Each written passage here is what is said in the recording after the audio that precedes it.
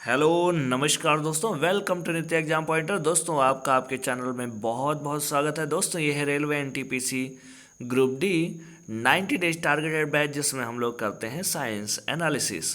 दोस्तों हम लोग कर रहे हैं फिजिक्स की एनालिसिस, जिसमें हम लोगों ने 2 टेस्ट पेपर 11-12 कर लिया है, 2 और बचा 13 और 14। आज हम लोग एक कंप्लीट करेंगे। उसके बाद ऐसे ही आपका केमिस्ट्री में 4 टेस्ट पेपर रहेंगे। 4 टेस्ट पेपर करने से पहले पूरी केमिस्ट्री को एक शॉर्ट वे में हम लोग जल्दी से जल्दी जो है एक एनालिसिस करेंगे पूरा। उसके बाद ये टेस्ट पेपर करेंगे।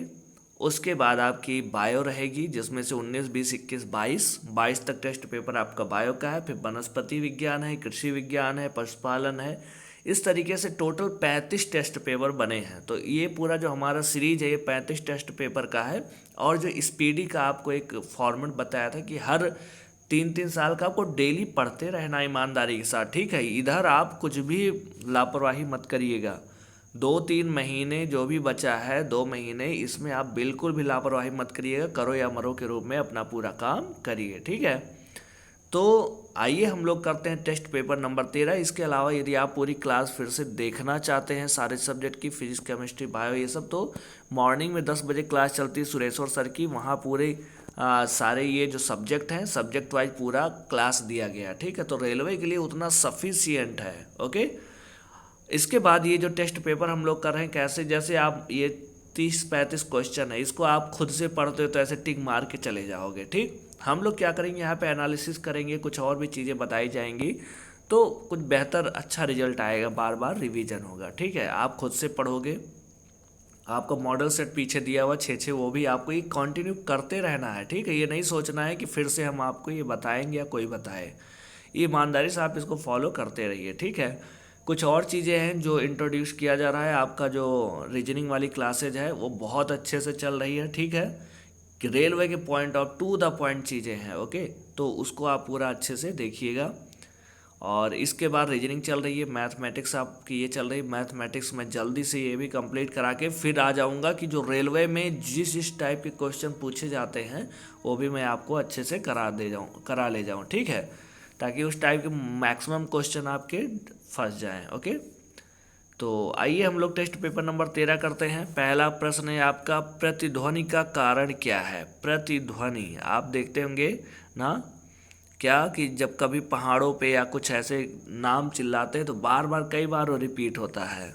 तो यही है प्रतिध्वनि, मतलब ध्वनि का परिवर्तित होके वापस लौट के आ जाना। जिस प्रकार से प्रकाश किसी सतह से टकरा के उसी माध्यम में वापस हो जाती है, इसको परावर्तन बोलते हैं। तो ऐसे ही ध्वनि का जो परावर्तन होता है, टकरा के वापस आता है, इसी को प्रतिध्वनि कहा जाता है। इको क्या बोलते हैं, इको बोलते हैं, ठीक। इको साउंड मतलब प्रतिध्वनि, टकरा के आना। और इको के लिए कम से कम न्यूनतम जो है 17 मीटर की डिस्टेंस होनी चाहिए, कि जिस ये पृष्ठ से वो टकरा रहा है, ध्वनि टकरा के वापस आ रहा है, कम से कम जैसे यहाँ आप खड़े हो तो ये कम से कम 17 मीटर दूर होना चाहिए। यदि आपका 15-16 मीटर है तब वो इको वहाँ पे पैदा नहीं होगा। इससे ज़्यादा हो सकता है लेकिन इससे कम ना हो। तो प्रतिध्वनि का कारण क्या है, ध्वनि का परावर्तन, ये आपका करेक्ट आंसर होगा। क्वेश्चन नंबर 2, झूला झूलते समय कोई व्यक्ति झूला पर खड़ा हो जाए तो आवर्तकाल। आवर्तकाल मैंने बताया था आपको, जो सरल लोलक होता है ना, ऐसे रहता है। ये सरल लोलक क्या करता है, एक बार इधर जाता है, फिर एक बार ऐसे घड़ी, कभी घड़ी की सुई देखेंगे, फिर ऐसे, ये ऐसे गति करता रहता है। तो यहाँ गया, फिर यहाँ गया, फिर लौट के यहाँ, ये जो पूरा एक चक्कर है, इसमें जितना इसको समय लगता है वही इसका आवर्तकाल कहलाता है। क्या कहलाता है, आवर्तकाल बोलते हैं, ठीक, टाइम पीरियड। तो ये जो टाइम पीरियड होता है ये इसकी लंबाई पे, सुई की किसके लंबाई पे और जी पर डिपेंड करता है, जी पर। यदि आप लंबाई बढ़ाओगे तो जी का ये टी का मान जो आवर्तकाल है बढ़ जाएगा। तो जब कोई झूला झूलते समय कोई व्यक्ति झूला पर खड़ा हो जाता है तो उसकी लंबाई बढ़ जाती है। इसका मतलब क्या हो जाएगा कि उसका आवर्तकाल भी क्या हो जाएगा, बढ़ जाएगा, ठीक है। क्वेश्चन नंबर 3, यह झूले पर एक व्यक्ति, आपने देखा होगा इसका एक सिंपल सा उदाहरण कि गांव में जब पहले ऐसे पेड़ पे ना सावन में, तो यहाँ से जब पेंगी मारते थे ना, इधर से किए, गांव में जो होंगे वो लोग जानते होंगे। और जब ऐसे मार के फिर लोग बैठ जाते थे, जब बैठ जाते थे तो इसकी गति बढ़ जाती थी, ना। ये गति बढ़ गई तो देखो जल्दी पूरा कर लेगा, आवर्तकाल कम हो जाएगा, और खड़ा हो जाता है तो धीरे हो जाता है, ठीक है। तो आवर्तकाल जो है उसके खड़े होने पर आवर्तकाल बढ़ जाएगा, मतलब ज़्यादा समय लेगा। ओके, क्वेश्चन नंबर 3 है, यदि झूले पर एक व्यक्ति के स्थान पर 2 व्यक्ति बैठ जाएं तो आवर्तकाल, तो देखिए जो आपका ये आवर्तकाल है ये द्रव्यमान पे तो बिल्कुल डिपेंड करता ही नहीं है। कौन कितना क्या भारी कैसे द्रव्यमान क्या है उस पर डिपेंड ही नहीं करता है, तो आवर्तकाल जो रहेगा वही, मतलब आवर्तकाल अपरिवर्तित रहेगा। आवर्तकाल केवल 2 चीज़ों पे डिपेंड करता है, एक एल और दूसरा जी, L/G से, यहाँ से आप समझ सकते हैं। तो जहाँ गुरुत्वीय त्वरण जी का मान जहाँ कम होगा, देखिए ये जी कम है तो ये क्या होगा, अधिक होगा ना। तो चंद्रमा पे जैसे गुरुत्वीय त्वरण पृथ्वी के गुरुत्वीय त्वरण का 1/6 होता है, तो चंद्रमा पे यदि सरल लोलक को ले जाओगे जिसको पेंडुलम बोलते हैं, तो उसका आवर्तकाल क्या होगा भाई, ये 1/6 है, कम है, तो आवर्तकाल उसका क्या हो जाएगा, बढ़ जाएगा, ठीक है। अब जब वहाँ पे आप किसी कृत्रिम उपग्रह में जाते हो, जैसे हम लोग उपग्रह प्रक्षेपित करते हैं ना, जैसे सुनीता विलियम्स ये लोग जाते थे, अपना उपग्रह रहता है वहाँ पे रहते हैं, तो वहाँ पे जी का मान क्या होता है, 0 होता है गुरुत्वाकर्षण। तो जब गुरुत्वीय त्वरण वहाँ 0 हो गया तो L/G, जी की जगह पे जब 0 रखोगे तो क्या हो जाता है, अनंत। इसलिए तब उसका आवर्तकाल अनंत हो जाता है। जो कृत्रिम उपग्रह होता है उस पर आवर्तकाल क्या हो जाता है, अनंत हो जाता है।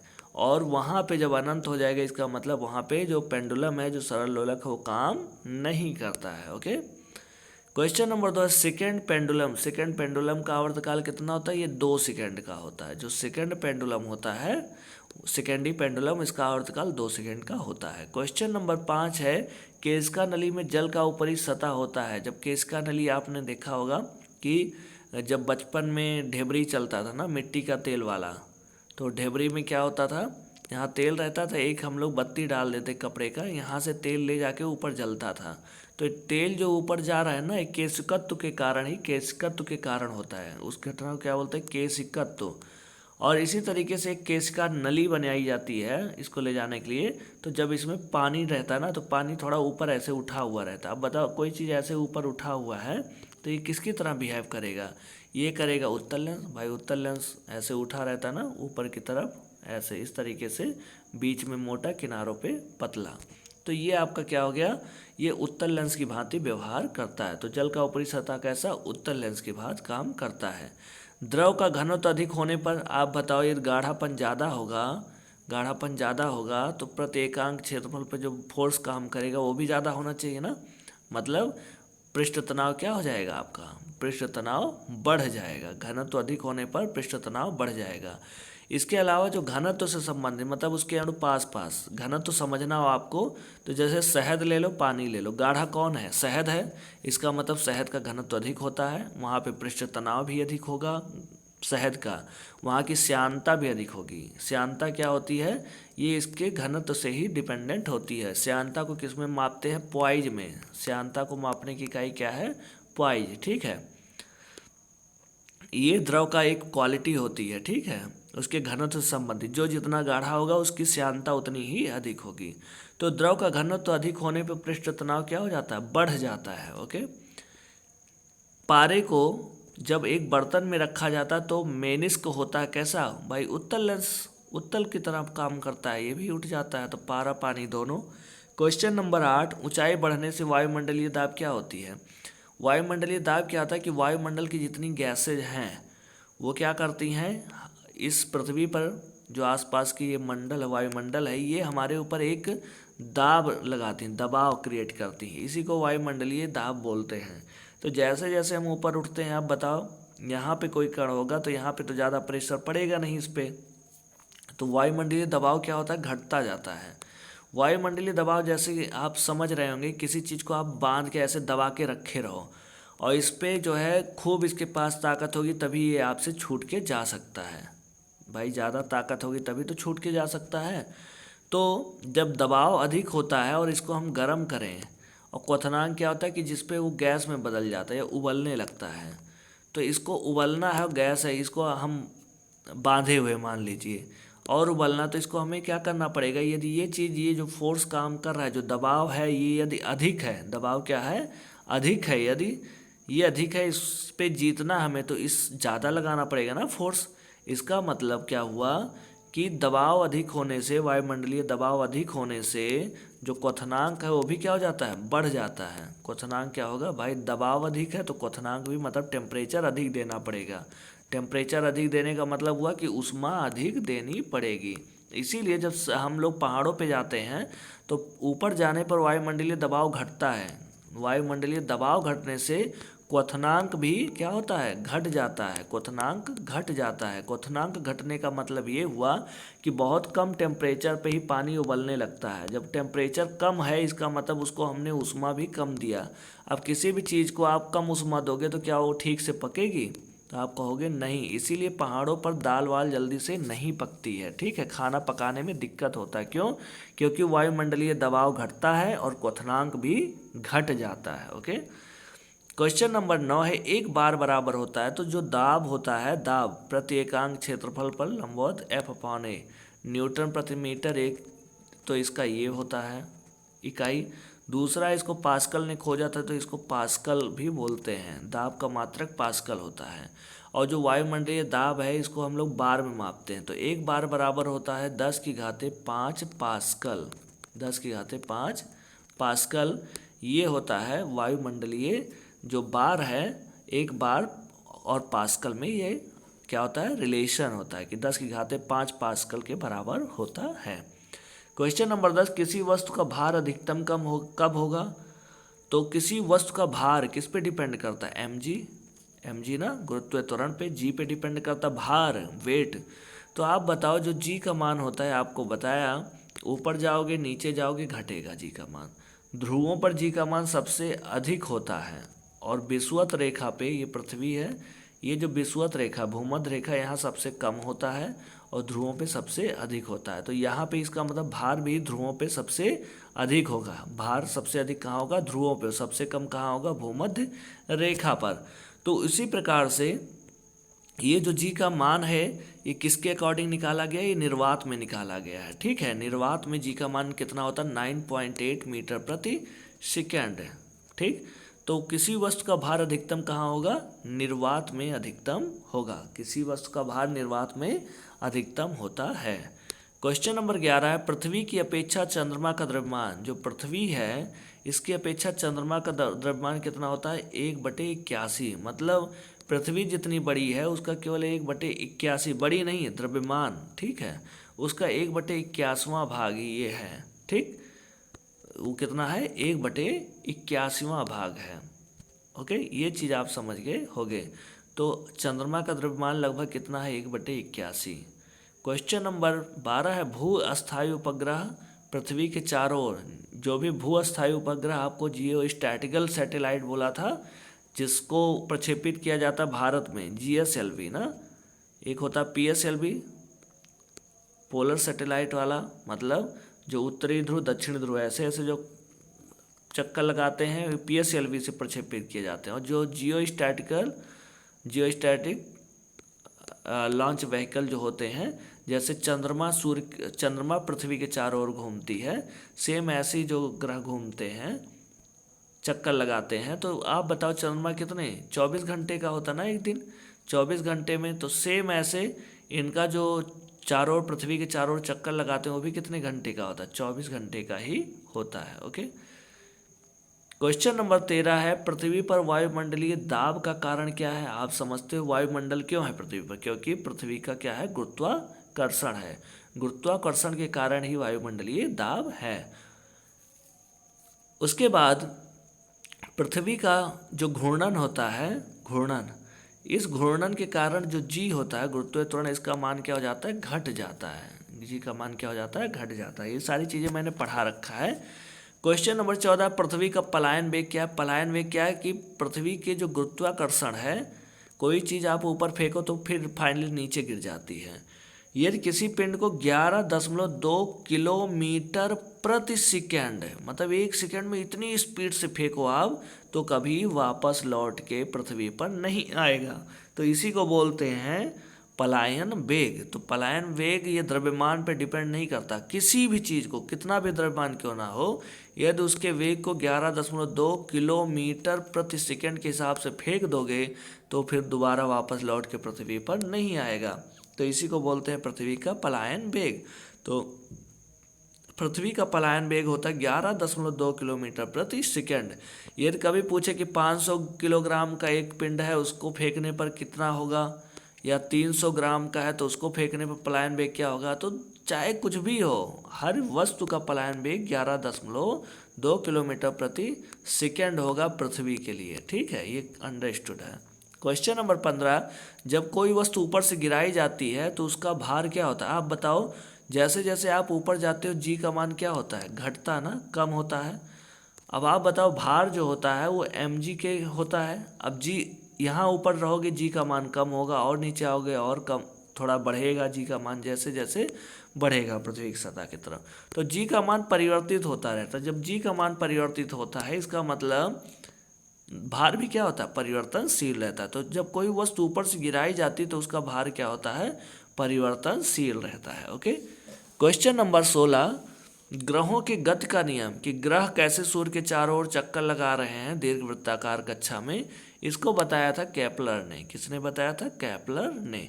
कॉपरनिकस ने बताया था कि सूर्य के चारों ओर सभी ग्रह चक्कर लगाते हैं, ये कॉपरनिकस ने बताया था। आर्यभट्ट ने बताया था कि जो पृथ्वी है वो अपने अक्ष पर घूमते हुए सूर्य के चारों ओर चक्कर लगाती है। मतलब अपने अक्ष पर जैसे लट्टू नाचता ना, ऐसे नाचते हुए इसके चारों ओर ऐसे घूम रही पृथ्वी, मतलब घूर्णन करते हुए परिक्रमण कर रही है सूर्य की, ये बताया था आर्यभट्ट ने।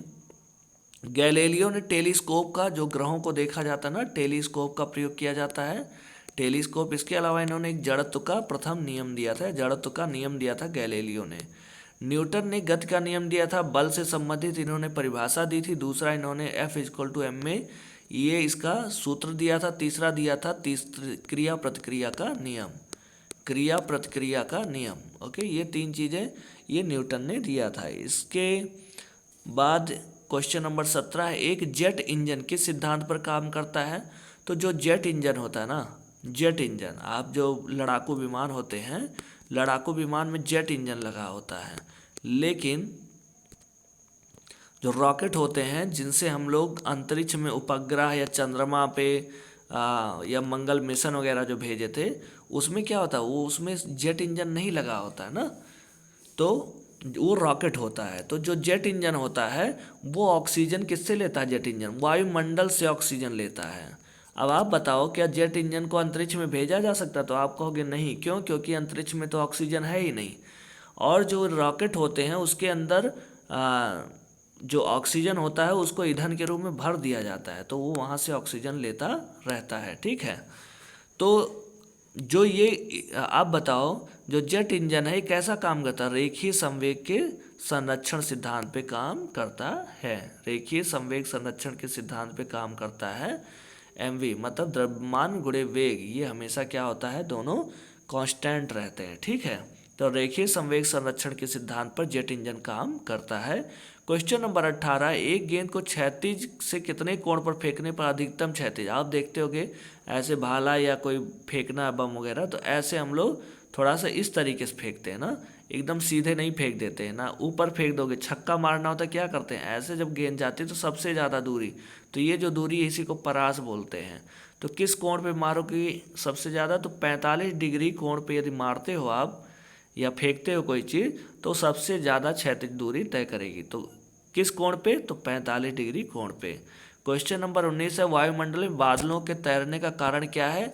तो बादल घनत्व, आपको मैंने बताया था जिसका घनत्व कम होगा वो, जैसे दो वस्तु आप ले लो, दो लिक्विड या कुछ भी दो चीज़ ले लो, अब जिसका घनत्व कम होगा वो चीज़ ऊपर तैरेगी। मतलब ऊपर कौन रहेगा, हल्की चीज़ ऊपर आ जाती है ना, तो ऐसे आप समझ सकते हो, हल्की चीज़ क्या होती है, ऊपर आ जाती है। तो ये जो बादल तैरते रहते हैं ना, नीचे क्या होता है, जलवाष्प और ये सारी चीज़ें होती हैं, धूल मिट्टी, ऊपर ये जो बादल बनते हैं इनका घनत्व क्या होता है, कम होता है, और घनत्व कम होने की वजह से क्या करते हैं, तैरते रहते हैं। ऐसे ही देखो, आप पानी में यदि तेल को डाल दो तो तेल ऊपर आ जाता है। क्यों, क्योंकि तेल का जो घनत्व होता है वो पानी से क्या होता है, कम होता है, इसलिए ऊपर आ जाता है। क्वेश्चन नंबर 20 है, गैस के अणुओं की गतिज ऊर्जा किस ताप पर, गैस के अणुओं की गतिज ऊर्जा किस ताप पर मापी जाती है। तो आप हमें बताइए, जो -273 डिग्री सेल्सियस किस ताप पर शून्य होती, सॉरी गतिज ऊर्जा किस ताप पर शून्य, आपको बताया था मैंने, जो परम शून्य ताप होता है ना, परम शून्य, इसका मतलब क्या हुआ कि इससे नीचे कोई टेम्परेचर हो ही नहीं सकता इस ब्रह्मांड में, मतलब -273 डिग्री सेल्सियस से नीचे टेम्परेचर हो ही नहीं सकता, ये डिग्री सेल्सियस में है। इसी को यदि हम लोग केल्विन में देखें तो 0 केल्विन को परम शून्य ताप कहते हैं, और डिग्री सेल्सियस में कहेंगे तो उसका मान -273 डिग्री सेल्सियस होता है। ठीक है, जैसे 0 डिग्री सेल्सियस का मान केल्विन में देखें तो 273 केल्विन के बराबर होता है। ठीक, 273 केल्विन के बराबर, ये 0 डिग्री सेल्सियस है। ओके, यदि हम बोले 1 डिग्री सेल्सियस केल्विन में कन्वर्ट करना तो कितना हो जाएगा, 274 केल्विन।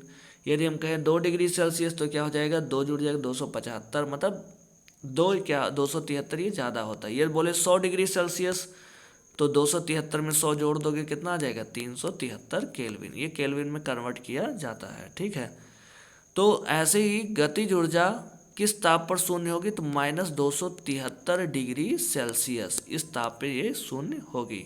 यदि कहीं 0 केल्विन दिया है तो भी आपका वही 0 केल्विन होगा।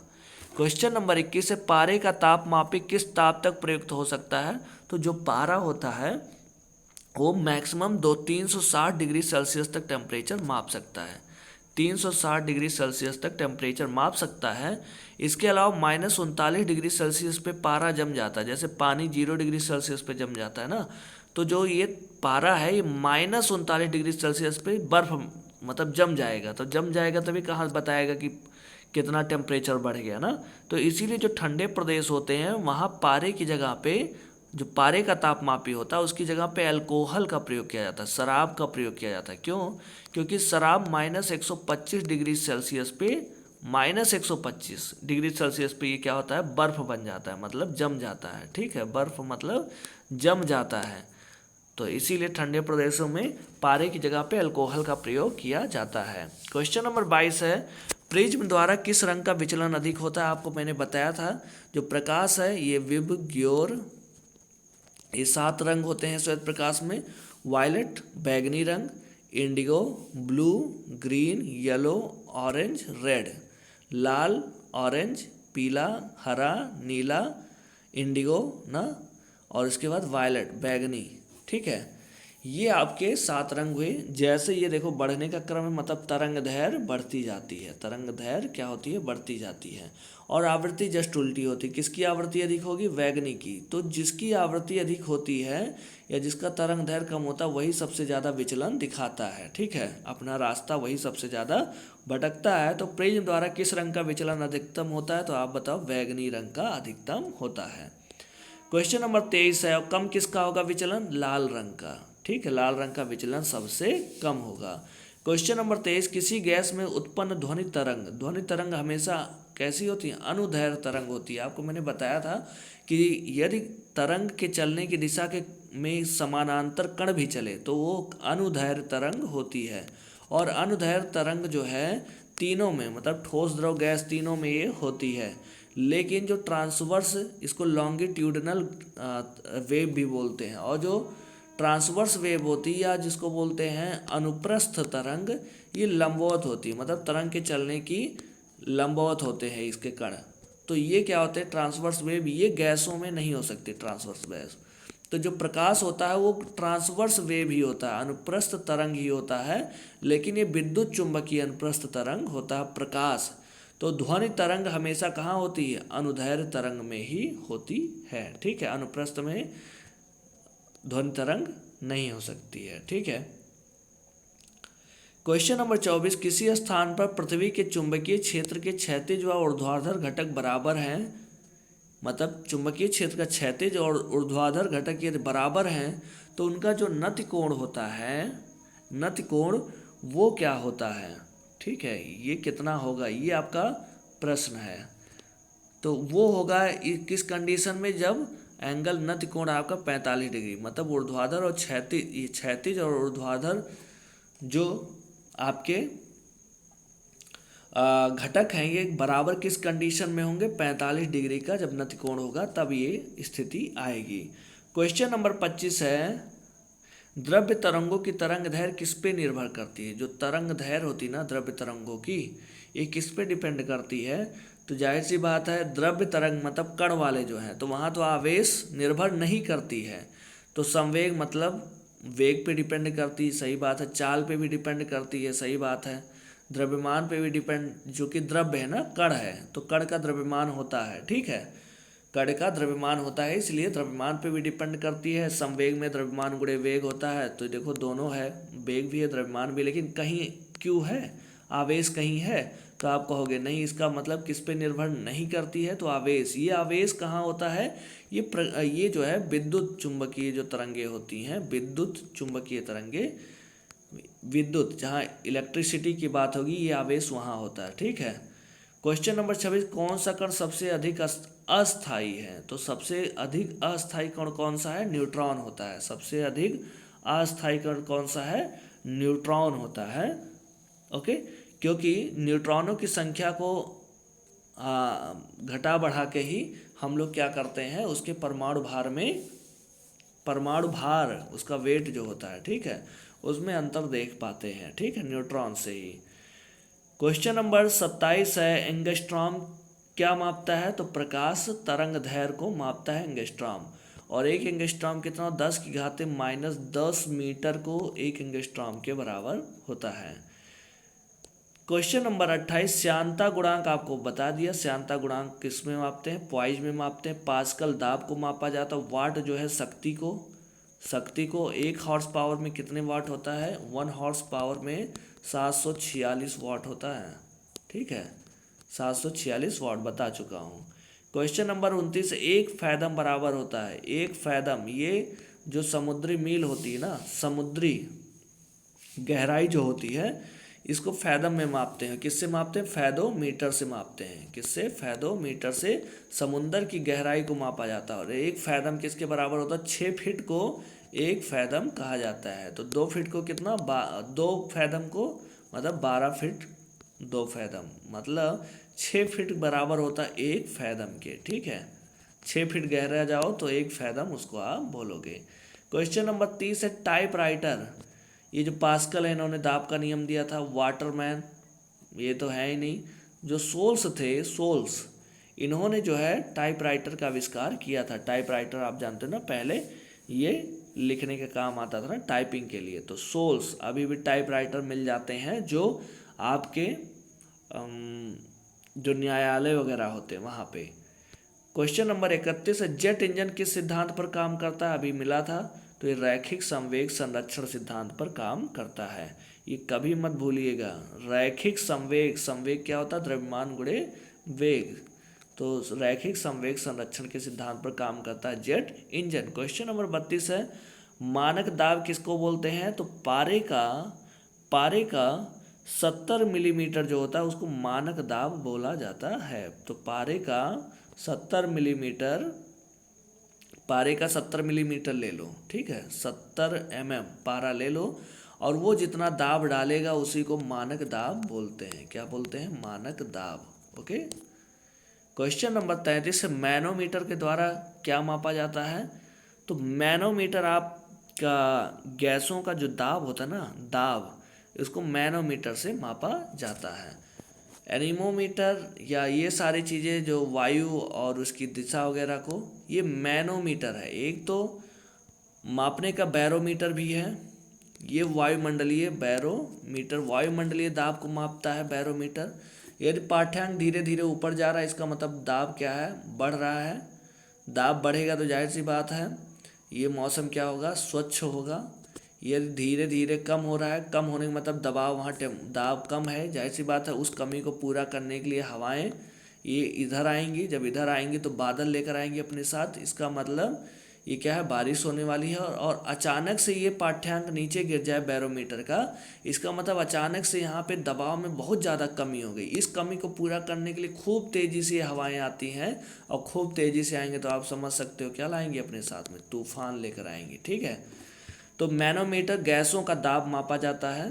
द्रवों का घनत्व मापने के लिए हाइड्रोमीटर, ड्रो से द्रव ना, हाइड्रोमीटर से द्रवों का आपेक्षिक घनत्व मापा जाता है। गैसों का घनत्व मापने के लिए हाइग्रोमीटर यूज किया जाता है। सॉरी, हाइग्रोमीटर गैसों का नहीं बल्कि जलवाष्प की मात्रता, सॉरी जलवाष्प, आपेक्षिक आर्द्रता, मतलब हवा में जो पानी होता है उसी को तो जलवाष्प बोलते हैं या उसको आर्द्रता बोलते हैं। तो इस आर्द्रता को मापने के लिए हाइग्रोमीटर यूज किया जाता है। क्वेश्चन नंबर 34 है कि वस्तु की मात्रा बदलने पर क्या परिवर्तित रहेगा। भाई यदि आप जो है तेल लेकर आए, तेल 1 लीटर तेल लाए और 5 लीटर तेल लाए, तो क्या ये तेल चेंज हो जाता है? उसका घनत्व तो सेम रहता है ना, जो जैसा होता है कि ये पता लगा ये 1 लीटर वाला पतला तेल है और 5 लीटर वाला गाढ़ा तेल है, ऐसा तो होगा नहीं सर ना। तो इसका मतलब क्या, उसका भाई 1 लीटर का तो उसका भार और 5 लीटर भार भी परिवर्तित हो जाएगा। ये 1 लीटर है, ये 5 लीटर है, आयतन भी परिवर्तित हो रहा है। भाई 1 लीटर में कम से 900 समथिंग ग्राम होता है, 5 लीटर में और ज़्यादा होगा। इसका मतलब क्या, घनत्व, उसका जो घनत्व होता है वो नहीं बदलता है। ठीक है, तो क्या परिवर्तित रहता, मतलब जो नहीं बदलता वो क्या है, घनत्व। ओके, क्वेश्चन नंबर 35, केल्विन मान में शरीर का तापक्रम, केल्विन अब बताओ 273 होता है और डिग्री सेल्सियस में 37 डिग्री सेल्सियस, 37 डिग्री इसमें जोड़ दो, 73 7 80 310 केल्विन। तो केल्विन में कितना होता है शरीर का तापक्रम, 310 केल्विन, ये सब बताया जा चुका है। पारा जमता है किस पे, -39 डिग्री सेल्सियस पे पारा जम जाता है। क्वेश्चन नंबर 37, उच्च तापक्रम को मापने का यंत्र क्या है। तो उच्च तापक्रम को पायरोमीटर, जैसे पायरोमीटर, ओके, जैसे जो पारा का तापमापी हो 360 डिग्री सेल्सियस तक ये केवल माप सकता है। अब बताओ उच्च तापमान को मापना है जिसकी मान लो 1500 डिग्री सेल्सियस है टेम्परेचर, उसको किससे मापेंगे, तो उसको पायरोमीटर से मापेंगे। ठीक है, हाइग्रोमीटर से आपको बता दिया, जो सापेक्ष आर्द्रता है उसको मापते हैं। टैकोमीटर क्या होता है, गोल गोल चक्का जो होता है ना, जैसे मान लो गाड़ी है, इसका जो पहिया लगा होता है, इस पहिया कितना चक्कर लगा रहा है 1 सेकंड में या कितनी देर में, इसको टैकोमीटर से देखा जाता है, टैकोमीटर। और पिग्नोमीटर क्या होता है, ये घनत्व इससे होता है, घनत्व मापा जाता है किससे, पिग्नोमीटर से। तो पिग्नोमीटर कैसा मापी है, घनत्व को मापने वाला है। ठीक है, घनत्व को मापने वाला यंत्र है पिग्नोमीटर। और टैकोमीटर क्या है कि किसी गोल उसका जो है कितना चक्कर लगा रही है, ये निकाला जाता है टैकोमीटर से। ओके, तो आपका ये हो गया टेस्ट पेपर नंबर 13, ये कंप्लीट हो गई। आई होप आप चीज़ें समझ गए होंगे, आपको बहुत सारी चीज़ें पढ़ाई जा चुकी थी, बहुत सारी चीज़ें रिपीट हुई हैं। ठीक है, अब आइए हम लोग करते टेस्ट पेपर नंबर 14।